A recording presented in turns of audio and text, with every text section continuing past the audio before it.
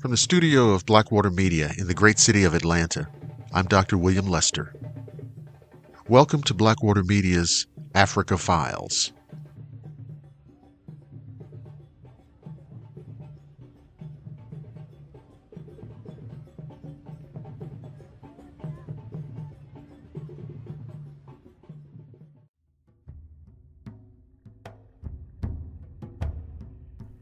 Upon studying the writings of little-known Spanish explorer Antonio de Vargas, we discover that in the common year 1473, he encountered on the southernmost portion of the African continent a civilization called Dilungotanga, a civilization that had thrived as a vast empire 3,000 years before a small farming village that was to be called Rome was even founded. In his writings, de Vargas relates that the emperor, who was called Sigisingui, had negotiated trade pacts with cities and nations as far north as Upper Egypt.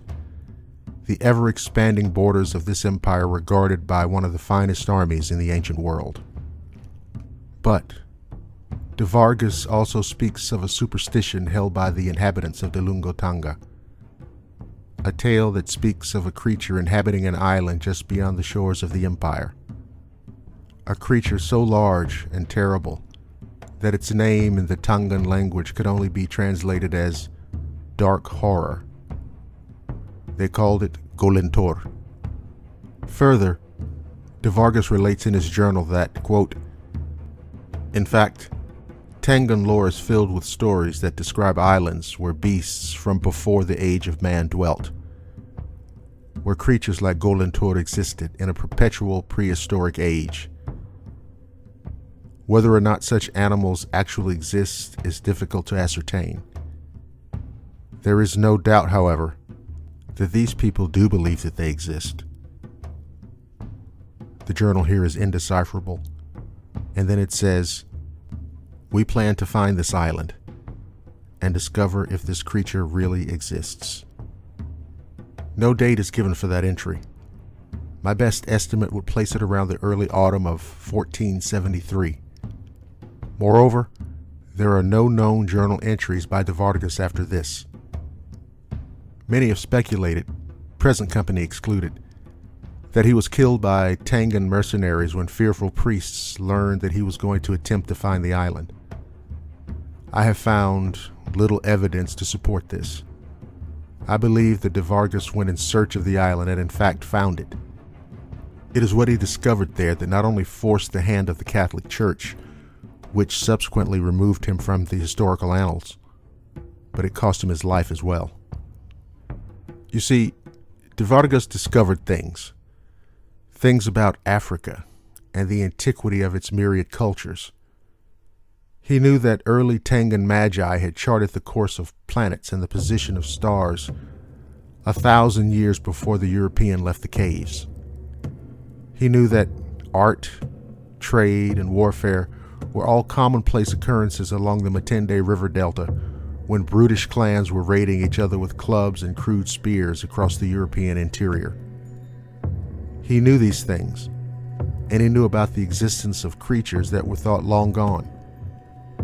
Rome knew that widespread knowledge of such things would greatly disrupt European Christian truth, so called by them, and therefore the matter became fully academic. And the centuries passed. In June of 1955, the Biological Research Department of the Matembo Institute of Natural Sciences received corporate sponsorship for a research expedition of its own choosing. It was then that I, Ethan Miko, entered this hardly believable yet true story. I was then a young associate professor in that department, and I took it upon myself somewhat arrogantly as I look back upon it, but this is the curse of the young, to suggest the island of Ojunda, which is the island of Tongan lore that de Vargas wrote of. You can imagine that I was quite surprised when the senior professors and the department chairman, Dr. Ilo Takembe, agreed unanimously that my proposal was the proposal of choice. In only 3 weeks' time, all of the preparations had been completed, and we left for the island on the morning of July 2nd, 1955. The island lay 46 kilometers to the southeast of the mainland, and from the sea was quite unremarkable, save one item. This island, we came to discover, seemed to be blanketed in a perpetual curtain of milky white fog, all but impossible to penetrate with the naked eye. This no doubt gave the island its famed aura of mystery, and also explained why the island had been left largely untouched. Strange that de Vargas did not mention the fog in his journal. Also, did the fog cover the island then? The expedition team was composed of university department specialists. Myself as a specialist of animal evolution and isolation, Dr. Nathaniel Lentada, botanist, Professor Xavier Oquendo, marine and aquatic biologist, and Dr. Aaron Melito, zoologist. We also brought along a graduate assistant named Joro Elani, whom we simply called Joe. He carried our maps, charts, field books, and other miscellaneous but necessary effects in a large canvas pack. We were each armed with an M1 bolt-action semi-automatic with 100 spare rounds per man. And I also carried on my belt a .38 caliber revolver with 30 spare rounds. To make the existing water supply safe to drink, we brought along pill-sized purification capsules that were developed in our labs. Each capsule was capable of making up to 250 cubic gallons of contaminated water drinkable. We hit the shore about 1 in the afternoon, then moved 1 kilometer into the interior to set camp. By 3 in the afternoon, our tents were pitched, and creased map lines were smoothed away by hand as we began to chart the possibilities for our next day's excursion. We slept soundly that night, and around midnight I awoke to the feeling of a cool breeze which came up through the trees and washed over us. Before I drifted back off to sleep, I thought about de Vargas and the legend of this island and what, if anything, lay in store for us.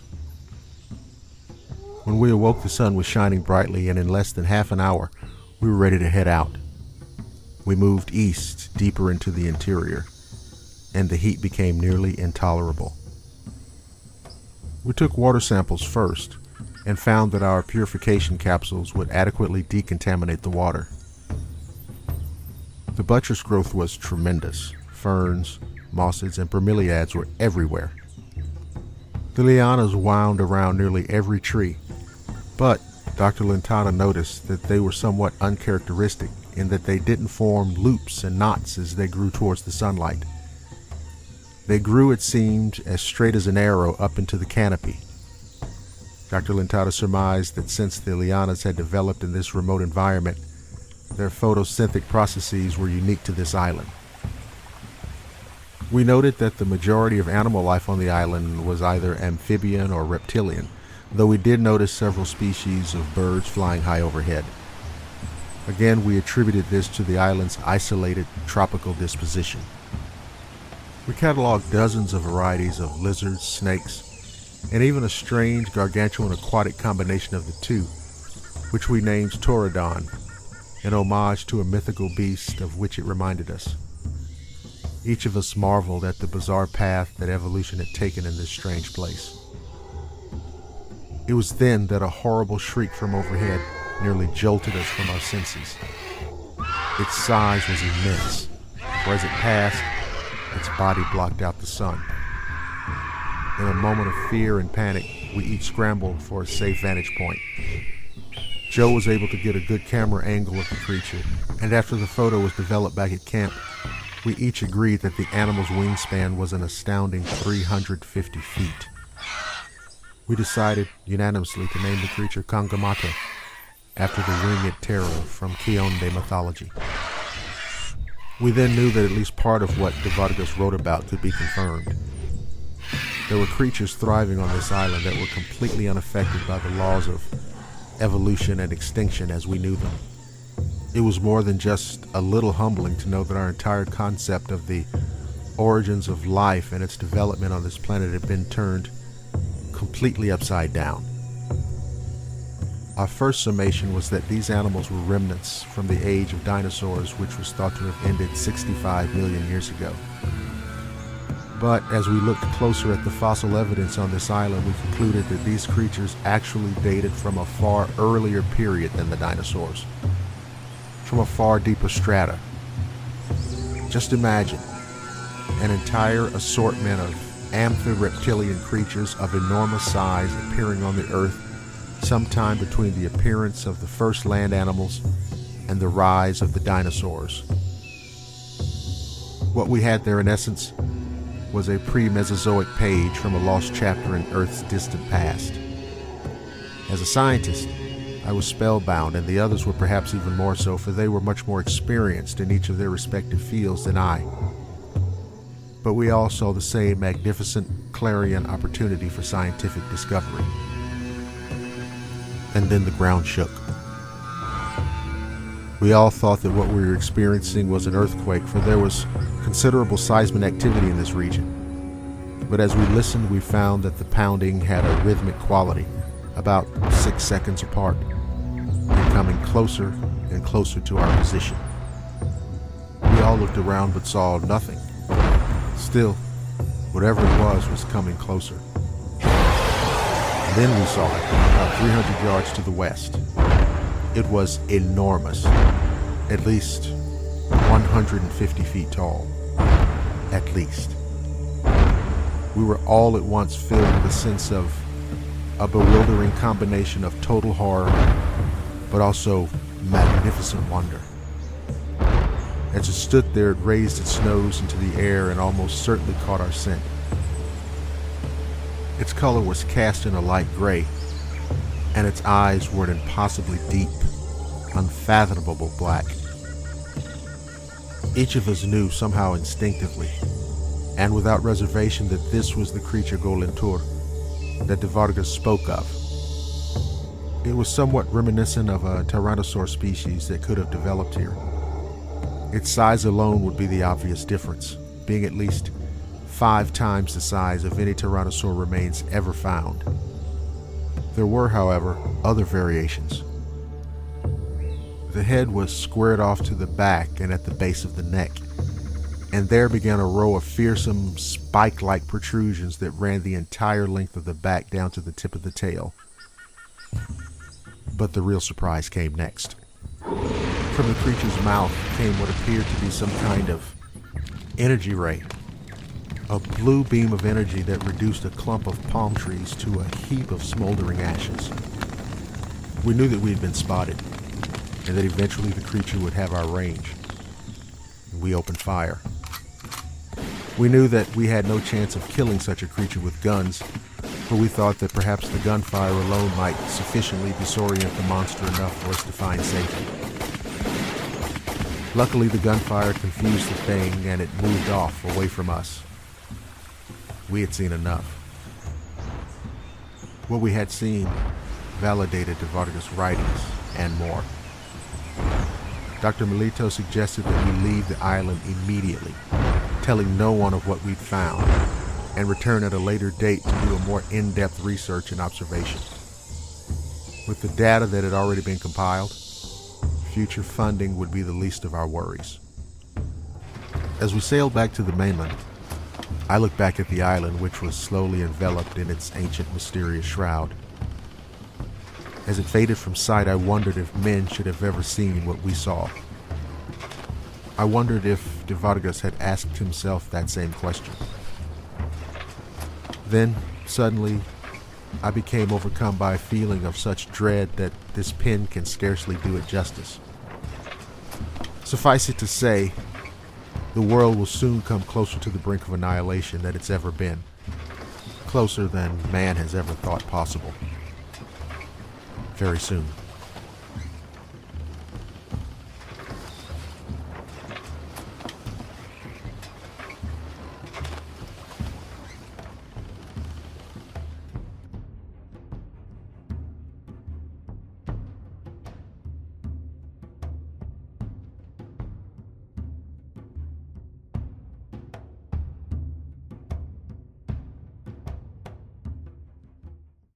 You shall pay, Black Prince. I curse you with my name. You you shall be Blackula. Blackula, the Black Avenger, rising from his tomb to fill the night with horror. Blackula, Dracula's soul brother, deadlier even than he. Blackula, he thirsts for your blood, he hungers for your soul, more horrifying than Dracula. The Black Avenger, Blackula, an American international release, rated PG, parental guidance suggested.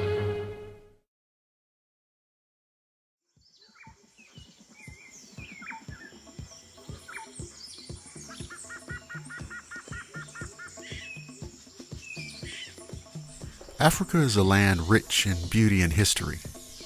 The continent contains breathtaking landscapes and a wondrous diversity of animal and plant life. And then, of course, there are the vampires. You see, in nearly every country, every culture, and on every point of the map, you will find stories of such creatures. Africa is no different. In fact, it is argued and believed by many that the vampire itself originates in Africa. Let us now take a look at the myriad forms that the vampire takes in that place where man first walked the earth. The Obe-Ifu is a living vampire, either male or female, and was found among the Ashanti people of West Africa. The Obe-Ifu would leave its body at night to cause all kinds of terror. Its food of choice was the blood of children, but when it wasn't eating the young, it was causing slow and painful deaths. It also destroys crops by sucking out the sap and vital juices. The word Obe-Ifu comes from the Ashanti word bayi, which means sorcery. A kind of psychic vampire, the Tikoloshi or Tokoloshi, is a creature of the Xhosa people of Lesotho and the southernmost African plains. Like many supernatural beings in Africa, the Tikoloshi is a mixture of vampire and demon and has a strong association with witches and sorcerers. In many Xhosa legends, the Tikoloshi is a demon that looks like a baboon and has a connection to water. It's described as short, bulky, and has a high forehead and balding head, and it walks around during night or day swinging its long arms like a monkey. But it has many powers and can shapeshift if it chooses to. It can take human form, which would make it look almost normal or natural, since some of its monkey-like traits would show. It may also take the form of a big black bird-like creature with a skull head, so that it can fly over villages in search of its victims. The Tikoloshi is known for its ravenous sexual appetite, so most of its victims are women. This creature doesn't feed on blood, instead, the energy of a person, leaving them weak and sickly. If the Tikoloshi feeds too often on a single person, it can result in the victim's death. When it's feeding time, the Tikoloshi will approach a village woman at any time of the day in human form. It will greet her in a friendly, albeit sometimes overly friendly manner, maybe offering to help her carry something in return for sexual favors. If she were to say no, the beast would revert to its original horrific form and leap on her before she even had time to react. The Tikoloshi are very fast. Then it would proceed to rape her and feed on her life force. The Adze is a type of vampire creature who turns itself into a firefly or other insect to feed before returning to its human form. They can transform themselves into any number of common insects, which are seemingly harmless and very difficult to capture. The Adze have a taste only for the blood of the innocent. They are hunters of children, and only children, and they especially like to feed on infants. They can also feed on palm oil and coconut water, and will often raid a village's entire supply of these. But they become dangerously weak if they do not feed on the blood of children. An Adze can sustain itself without needing to kill any child. It can take enough blood to survive. However, if the Odsay is deterred or thwarted from feeding for a long enough period of time, it will go on a ravenous frenzy for blood. Often, when the vampire reaches this stage of hunger, even the victims who survive become infected with a deadly disease which eventually kills them. The Odsay can also have the power to possess a human and become a living vampire. When the Odsay is captured, it will revert to its human form. A human sorcerer can also willingly become possessed by an Odsay spirit for the abilities and powers they will gain. As an Odsay host, they're able to change their form like a shapeshifter from human to something else by magic. When they are captured, however, the magic will be lost and they will revert back to their human form. This is the only way to destroy the Odsay, but catching them is the trick. Unfortunately, there is no known way to protect against an Odsay. Nothing will keep them out or keep a child safe from its attacks. The only measure that can be taken against them is capturing them and destroying their human form. The safest thing to do is keep your supply of coconut water and palm oil up and set a trap. The Ashanti also have stories of vampire creatures of the forest who are not controlled by any witch, but are monsters in a class of their own. These creatures live in nature, in the wild, and feed on passers-by and hunters. Two such creatures are the Asenbosum and the Sasabonsum, very similar in their habitat and feeding practices, though the Sasenbosum have wings and are very similar to bats, while the Asenbosum are more like humans, save for their hooked legs and iron teeth. The Asenbosum live in trees of the forests and feed mainly on those who dare to wander into their domain. They wait silently in their trees to pounce on unsuspecting prey and rip out their throats with their teeth made of iron. This creature is a little unusual looking. Instead of feet, its legs are curved at the end like hooks, which they use to hang from the tree branches while they wait for prey to wander into the forests. The stories of the Sasabonsum are well known throughout Ghana and Togo. They also live in trees and will drain the blood of those who wander into their territory. These vampires, while humanoid, look very similar to bats. They are mostly human in appearance, with a human face and somewhat human body, save for their arms, which are short and stubby, and for the wings. Their wings are huge. Some legends claim the Sasabosum to have a wingspan of about 20 feet. The creatures are sometimes described as having emaciated bodies and twisted feet, and sometimes myths tell of these creatures having claws and horns as well, and some myths say that these also have iron teeth. Both of these vampires, though tree dwellers, are deadly and vicious. From the eastern Cape of Africa comes the Impundulu, a ravenous blood drinker. The creature is actually a witch's servant, or rather, her familiar. It's usually owned by a female witch, and is later passed on to the witch's daughter. For this reason, the female children of witches rarely marry.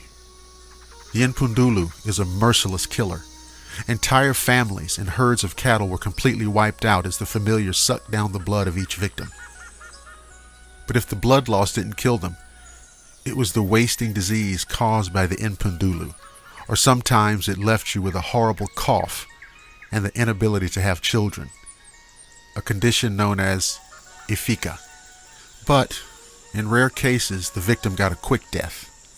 This was called being slain by the bird of heaven, and it involved a sharp, unbearable pain in the chest or head. And there you have it. These are just a few examples of the vampiric horrors that exist on the continent of Africa. I could go on, I assure you, but the hour's late, and outside I can hear the sound of wind and rain, and perhaps the sound of something else lurking in the darkness.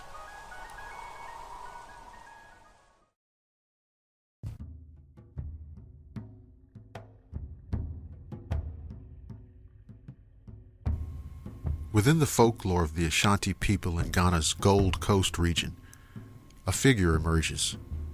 A witch wielding powers to absorb the lives and energy of others. Known as the Obeifu, this entity is believed to be an innate predisposition at birth, incapable of being passed on to others. Despite being considered human, the Obeifu's true nature remains concealed unless attacked in the presence of others, as they emit phosphorescence when faced with a threat.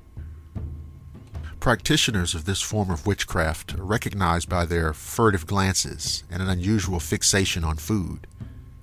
It is said that they possess the ability to emit phosphorescent light from their anus and armpits while in motion. These individuals share similarities with the Asiman, known for their shape-shifting flying capabilities and nocturnal hunting prowess. Within the Ashanti region, those engaging in the practice of witchcraft known as Bayi are commonly identified as Obeifu. However, this term encompasses both practitioners of this craft and those who transform into monstrous entities. The differentiation lies in gender, with Obeifu exclusively denoting men practicing witchcraft, while the term is ascribed to women who transform into monsters.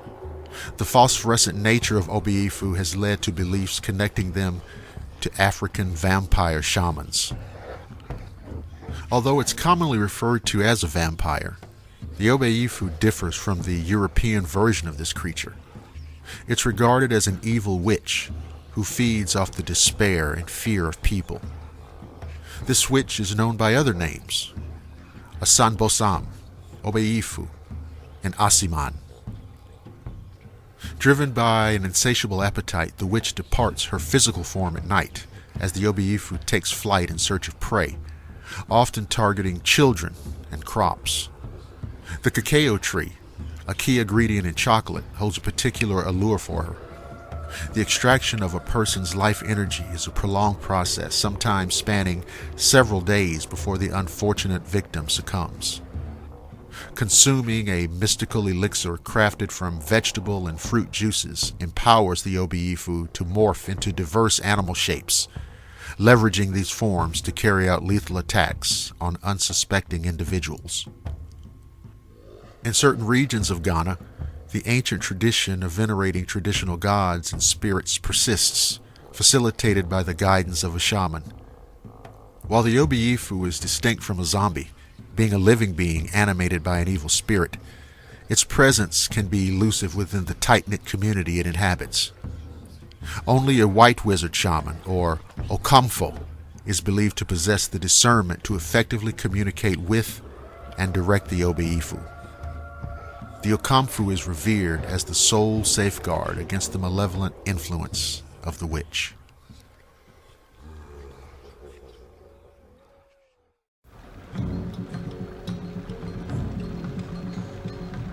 Introducing the newest member of our proud Afro Sheen family. With cocoa butter from the motherland, it's new Afro Sheen hand and body lotion. For hands and bodies. For your fingers, wrists, elbows, knees and ankles too. For all of you, wherever you want softer, smoother, younger looking skin. Afro Sheen hand and body lotion contains Mother Africa's prize skin softener, cocoa butter. Cocoa butter combines with other oils and moisturizers in a special skin softening formula with just the right amount of lemon fragrance for a fresh, clean smell. So cream on softness and smooth away ash and dryness. Like all the beautiful Afro Sheen products, it's for both of you, naturally.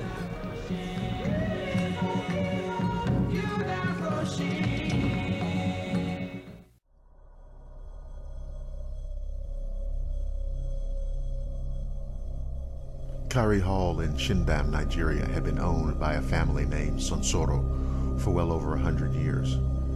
But at the end of the last century, they moved out to a larger estate in Zungeru and rented the house out to two brothers, Rano and Tarka Azari, and their sister Dia.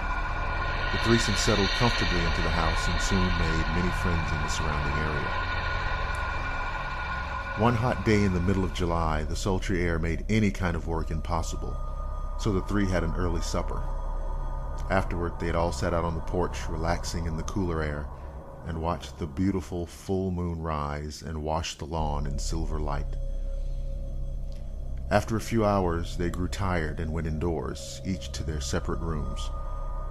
Dia found the night still too warm to sleep. She rose and opened her shutters, returned to the bed, mounted her pillows behind her, and sat up in bed, watching the moon through her ground floor window. After a time, she began to feel herself drifting off when she became aware of two tiny lights that seemed to flicker in and out of the row of trees that separated Kari Hall's lawn from the village mosque yard beyond. At first, they seemed little more than fireflies, but as Dia continued to stare at them, they drew nearer. She saw to her surprise that they appeared to be enclosed in a dark mass of shadow, which had somehow broken away from the moon-cast shadows beneath the trees. Dia's hand went to her throat as she realized that something was approaching the house, and growing larger the nearer it came. She noticed that every few moments the dark mass was engulfed by the shadows of trees on the lawn, but then the mass always re-emerged, larger than the previous moment, and always coming closer and closer. Closer. Dia became filled with horror and felt as though she would cry out, but her throat felt paralyzed. Then she realized that any noise that she might make would almost certainly draw the attention of the thing outside. Then she realized something else. Whatever was out there would surely not be stopped by a barrier of glass panes and thin wooden sashes. Then suddenly the mysterious shape turned aside as if it were going around the other side of the house.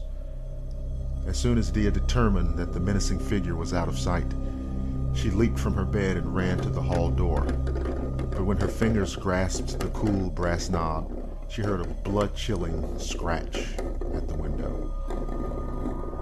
When she turned, she beheld a hideous pale face with burning red eyes glaring back at her.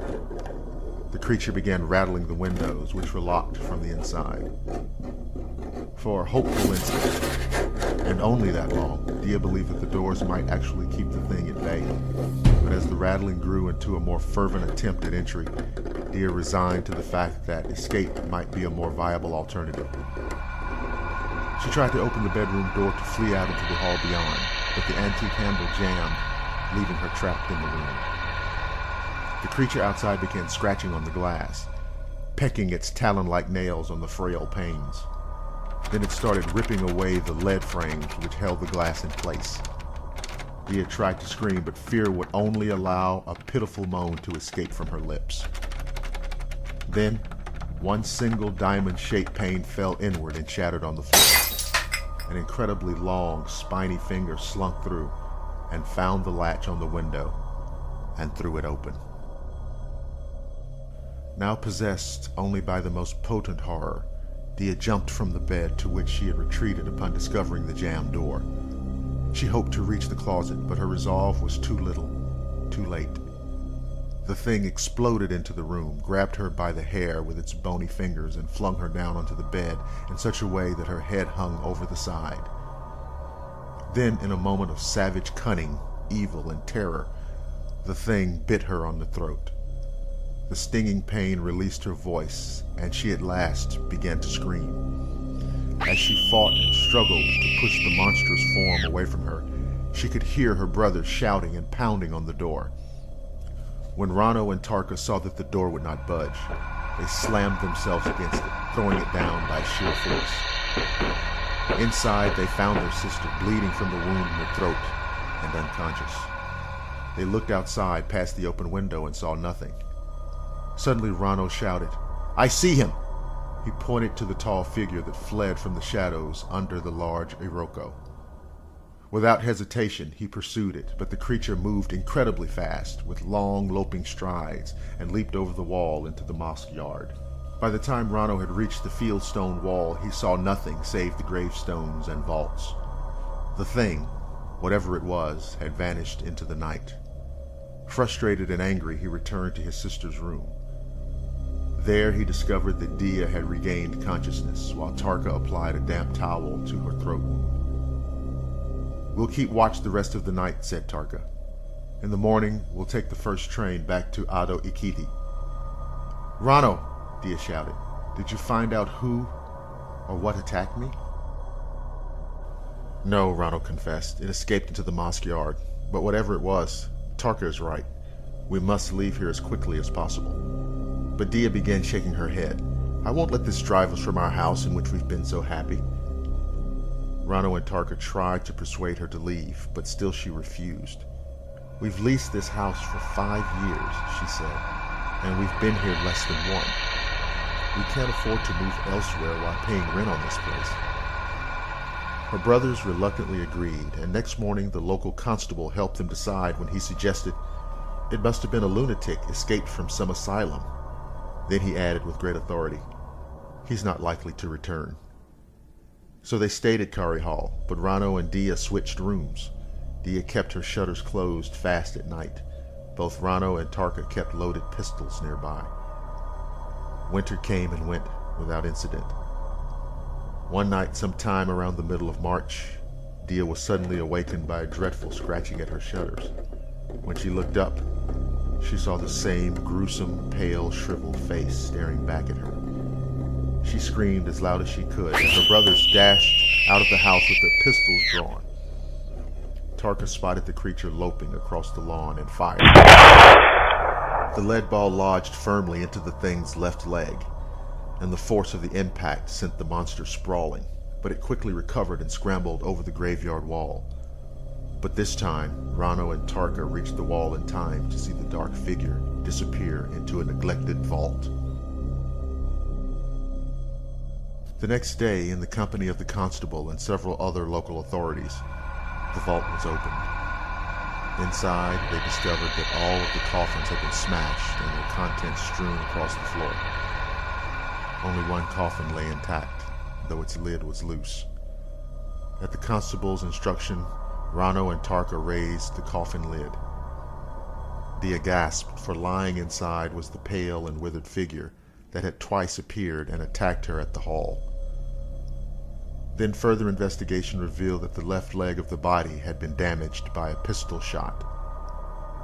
Now it is a fact that no one uttered the dreaded word vampire, though all knew full well that such was among them, and by common agreement they did the only thing that could permanently banish the evil that haunted them. They burned the body to ashes. After that, there were no more disturbances at Kari Hall.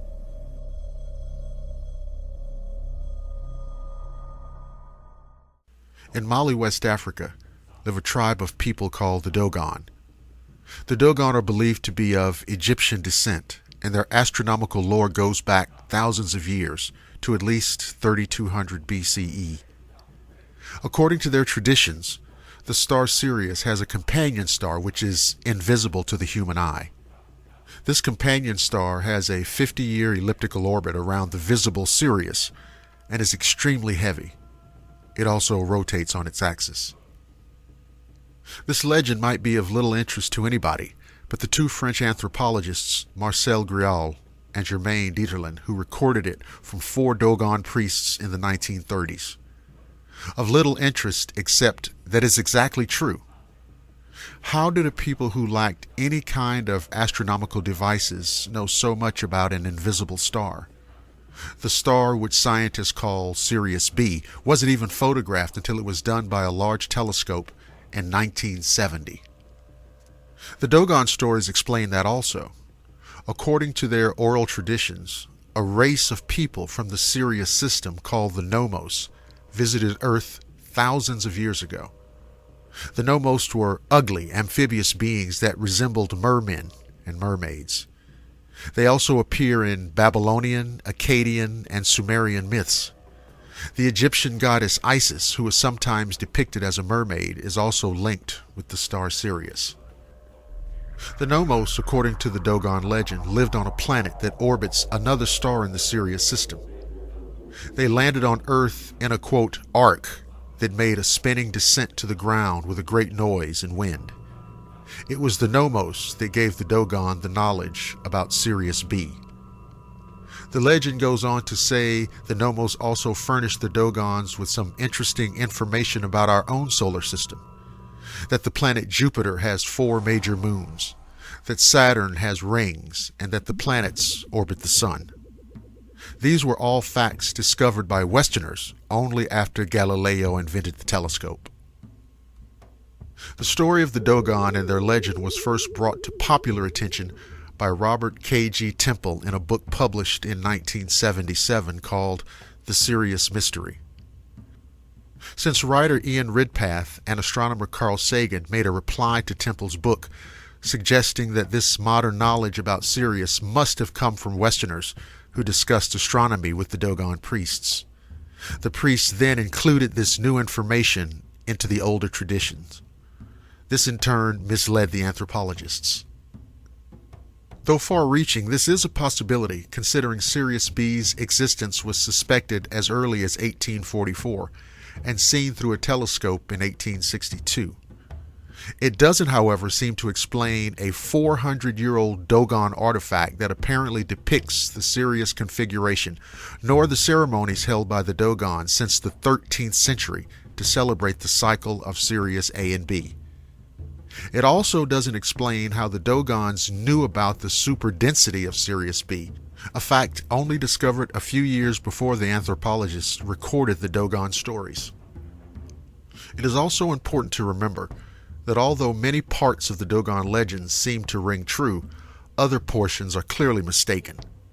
One of the Dogon's beliefs is that Sirius B occupied the place where our sun is now. Physics clearly prohibits this. Also, if the Dogon believed that Sirius B orbits Sirius A every 50 years, why do they hold their celebrations every 60 years?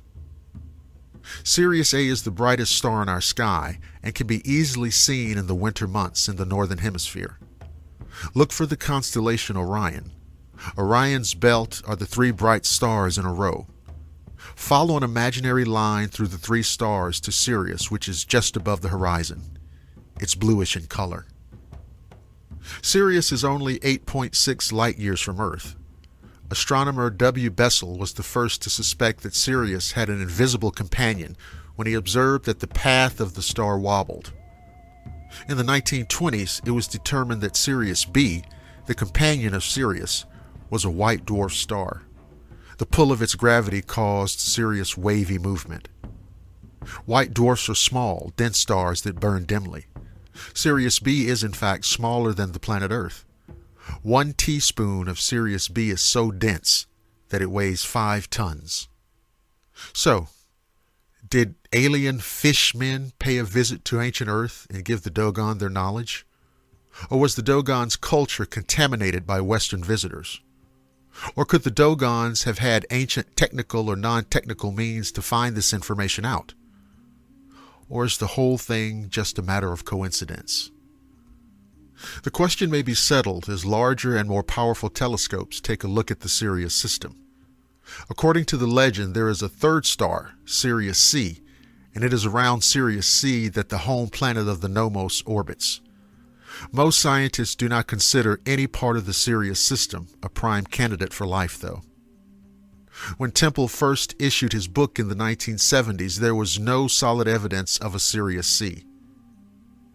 In 1995, however, 2 French researchers, Daniel Benest and J.L. Duvant, authored an article in the prestigious Journal of Astronomy and Astrophysics with its title, "Is Sirius a Triple Star?"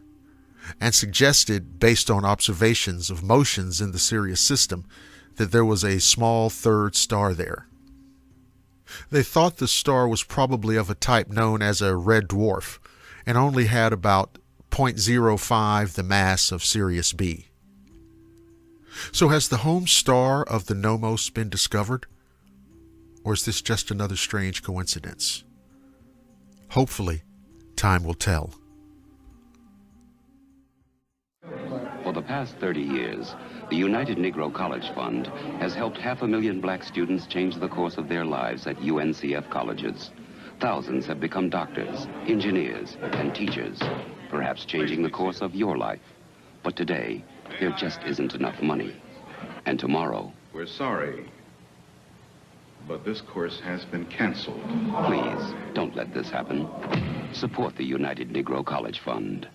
A mind is a terrible thing to waste.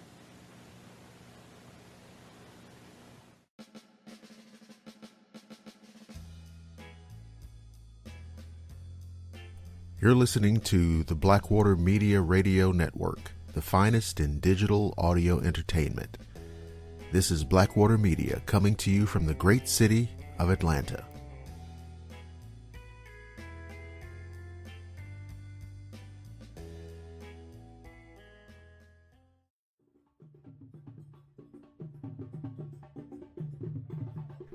Even after 23 years, I still have nightmares. I am still sometimes transported back to another time and place, and I'm forced to, at least in part, relive the most horrific experience of my life. You see, I'm an anthropologist.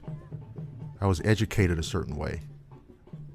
I was trained and schooled in certain ways of observation, research, ways of logic and empiricism, ways of cogent thought and reason. I've lived long enough now to know that there's a hell of a lot more to it than that. We were working in what used to be called the Gold Coast region of Africa, now the modern-day African nation of Ghana. This was ground zero of our work at that time, a comprehensive survey of the Ashanti Empire, which ruled the region and beyond for almost 300 years.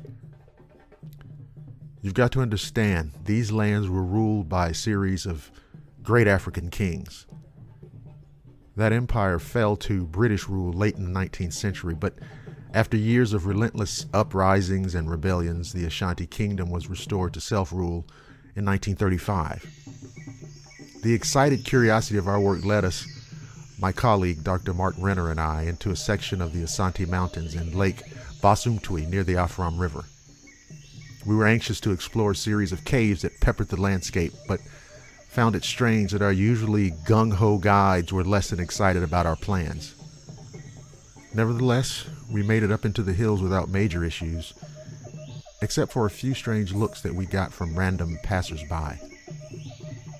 For the most part, the caves that we were able to access were interesting, but nothing really much beyond what we were expecting. There were some curious rock formations, of course, meandering little waterways, dips, nooks and crannies and angles that came under our observation under the amber glare of our lanterns. But it was in that last cave that we would explore that we discovered something truly unbelievable. The first clue was the terrible, terrible stench. It smelled like the worst of everything. Insane, pungent pools of ammonia-type urine on top of acres of elephant cow pasture shit. It was just at that moment, too, that we could hear the sound of something approaching from deeper into the cave. Heavy footsteps and breathing. This was unsettling because it was highly unlikely that anyone would be that deep into the cave alone without lights or other equipment. That's when it dawned on us that this didn't sound like a person. The footsteps were too heavy. As the figure emerged from the shadows, it let out a growl that was horrifying. The thing approaching was massive, easily 10 feet tall, with impossibly wide shoulders and arms that went down below its knees. It was covered in white, grayish hair and a face somewhere between a man and a gorilla. Before we knew, the creature was hurling large stones at us as it raged. In self-defense, we drew our pistols and opened fire. We could see our bullets tearing into the creature's chest and arms as it recoiled. It seemed that these only enraged the thing. Then 2 shots, one from me and the other from Mark, ripped gouges in the creature's face.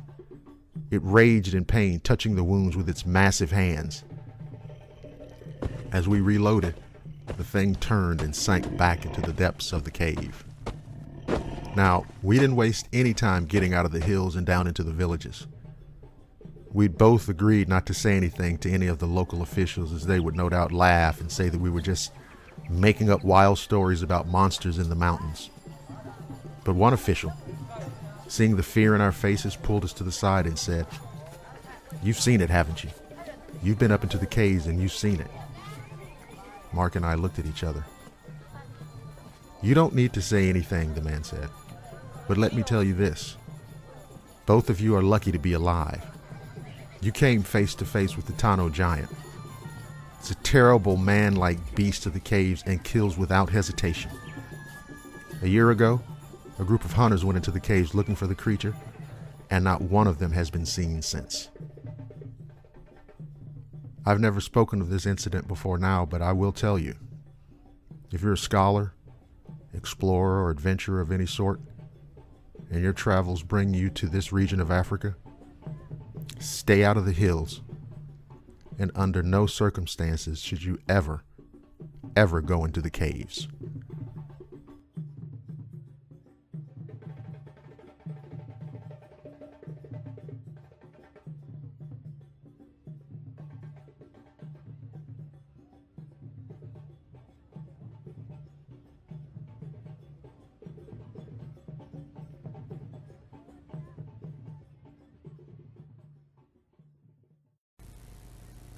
When do you say Budweiser? After doing this about 3,000 times a day. After a hard tennis match with my friend Ron. As soon as I knock this ball out of the park. When do you say Budweiser? It's everywhere. When my mother-in-law leaves town? After a long night in here. Or when you say Budweiser. Let me hear you say it, people. Budweiser. You have said it all.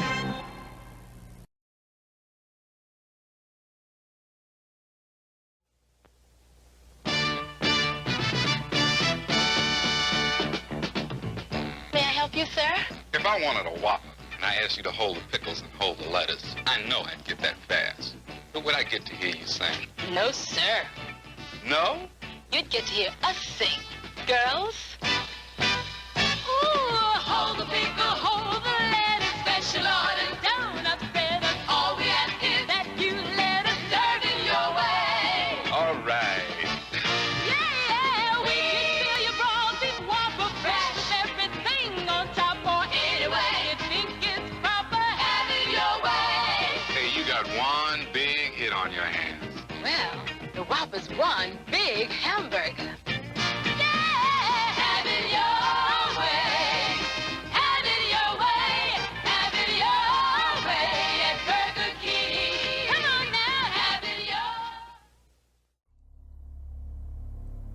Journal of Dr. Matthew Kane, Professor of Biological Sciences, Howard University, 2nd of September, 1958, Washington, D.C. I saw the crate, or rather what was left of it.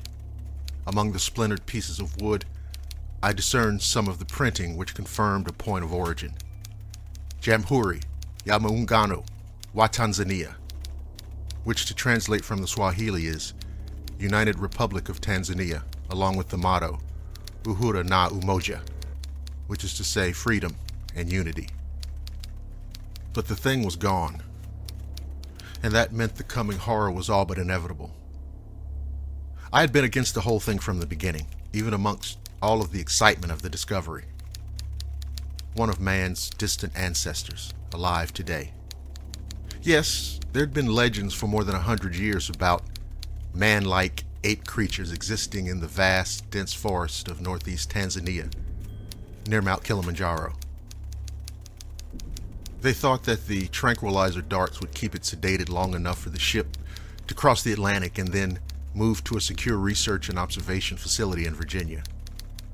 They were wrong. Later that night, the night the ship arrived, security officers discovered the bodies of 2 dock workers.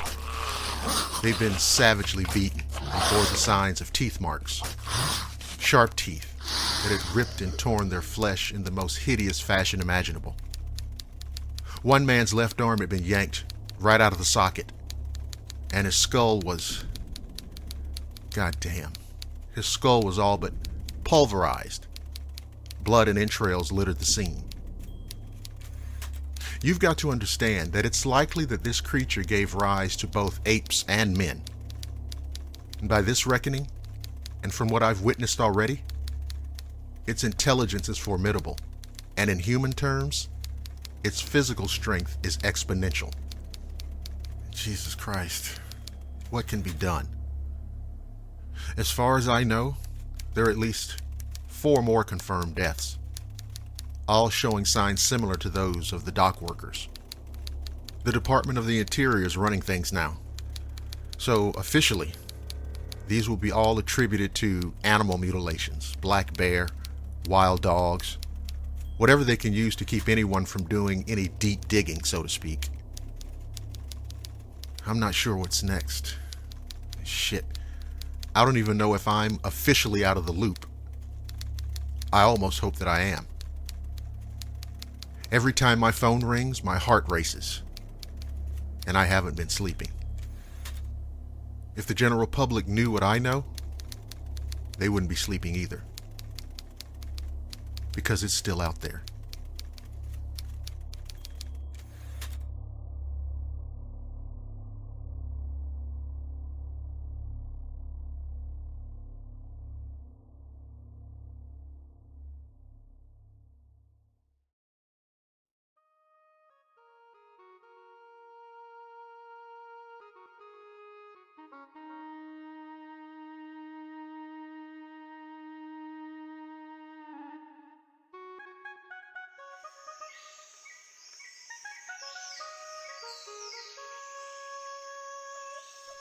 An iloko, or in the plural, biloko, are creatures from the folklore of the Nkundu people of Zaire, now known as the Democratic Republic of Congo. And it's described as being the returned spirit of an ancestor belonging to those that still live there. Another interesting explanation is that it was once somebody that died an unfortunate death who was unable to move on to the afterlife. It is said to rise from its grave, hideously transformed, appearing as an ugly, diminutive creature that has characteristics of both animal and plant in the form of sharp teeth, snout, long claws, and grass covering its otherwise bald body with a grudge against the living. It dwells in the darkest, densest regions of the rainforest, within the hollows of trees, ferociously and jealously guarding its treasures. Although there are game and rare fruits in the rainforest, an iloko will prey on unwary travelers, or those foolhardy enough to try and enter its territory. They will hunt using their perfect camouflage and a magical bell which is said to be able to enchant or paralyze a man. To survive, you will need to be an intrepid hunter, because successful hunters need to possess strong magic, without which they would never see game at all. If you are unfortunate enough to succumb to an iloko's magic, it will devour you whole by dislocating and stretching its jaws wide open to accommodate your entire body. These elusive creatures are dwarf-like in stature, with pot bellies and a snout like that of an animal. Though completely hairless, they grow moss and grass over their short bodies and wear clothing fashioned from leaves and other foliage. They are said to have piercing eyes that glow like fire, viciously sharp claws and jaws that are able to dislocate, similar to a snake, which can stretch wide enough to swallow a human whole, whether dead or alive. In contrast to their grotesque visage, they are said to have gentle voices like that of a child. Unfortunately, the origins of this creature are hard to pinpoint due to a lack of written records. Tribes located in remote regions will often rely on history and superstitions to be passed on via word of mouth. It is clear, however, that the iloko is deep-rooted in the region's folklore and has existed for generations, if not hundreds of years. However, it is told that the iloko are the returned and restless spirits of those who once dwelt in the region of the forest, which they now hunt and protect. As they died an unfortunate death, they are unable to move on and instead rise as hideous monsters, moving into the secluded parts of the forest within the hollows of trees and preying on unwary travelers. Hostile and predatory, the iloko are said to despise the living. They are expert hunters with a natural camouflage and a taste for human flesh, and will use magic to their advantage, making them a formidable force to reckon with without the right skill set and counter magic. As previously stated, while hunting, the iloko will carry small bells, which they will ring to attract or paralyze their intended prey. These contain a powerful magic that only the most skilled of hunters with mystical protection can escape from when heard. Once their victim has been lured in, they will strike, swallowing them whole, then regurgitating their bones afterwards. The bells of the Iloko are said to be impossible to resist, and although there are certain amulets and fetishes which can be used to supposedly disarm or dispel the magic effect of them, it is still said that only professional hunters who possess these mystical powers can travel safely through the forest. That said, if you are lucky enough to avoid the Iloko's magic and confront the creature, it can be physically overpowered with raw strength and slain with ordinary weapons. Once dead, however, its corpse must be dismembered and each part of the body spread apart and buried in separate graves to prevent its resurrection. Cautionary tales warn men to never leave a wife alone in the forest, and for all ordinary people to remain in the village during the hours of darkness. For who knows when and where the Iloko will strike.